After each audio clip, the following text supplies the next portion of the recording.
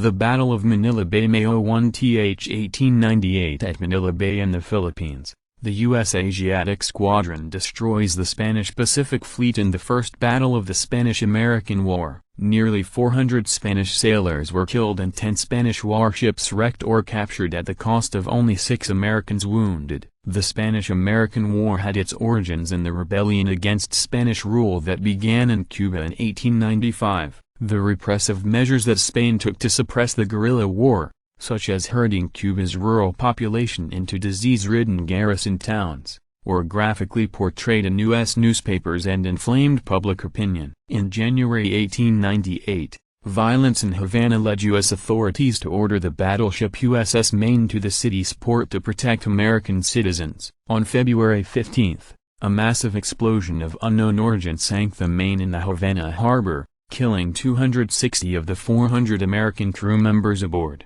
An official U.S. Naval Court of Inquiry ruled in March, without much evidence, that the ship was blown up by a mine but did not directly place the blame on Spain. Much of Congress and a majority of the American public expressed little doubt that Spain was responsible, however, and called for a declaration of war. In April, the U.S. Congress prepared for war, adopting joint congressional resolutions demanding a Spanish withdrawal from Cuba and authorizing President William McKinley to use force. On April 23, President McKinley asked for 125,000 volunteers to fight against Spain. The next day, Spain issued a declaration of war. The United States declared war on April 25.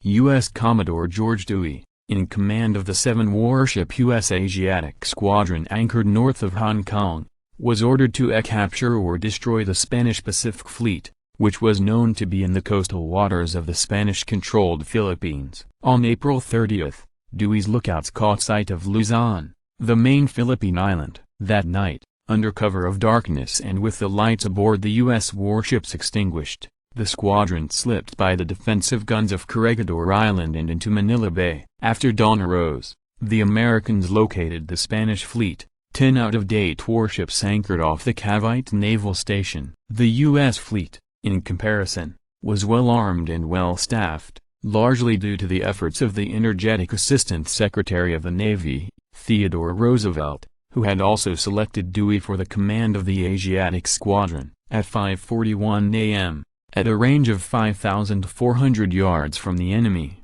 Commodore Dewey turned to the captain of his flagship, the Olympia, and said, "Oh, you may fire when ready."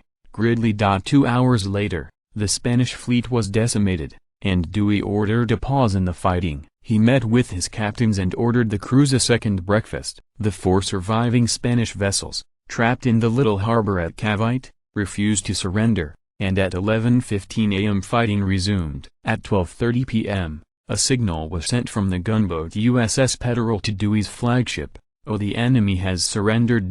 Dewey's decisive victory cleared the way for the U.S. occupation of Manila in August and the eventual transfer of the Philippines from Spanish to American control. In Cuba, Spanish forces likewise crumbled in the face of superior U.S. forces, and on August 12 an armistice was signed between Spain and the United States. In December, the Treaty of Paris officially ended the brief Spanish-American War. The once proud Spanish Empire was virtually dissolved, and the United States gained its first overseas empire. Puerto Rico and Guam were ceded to the United States. The Philippines were bought for $20 million, and Cuba became a U.S. protectorate. Philippine insurgents who fought against Spanish rule during the war immediately turned their guns against the new occupiers, and 10 times more U.S. troops died suppressing the Philippines than in defeating Spain.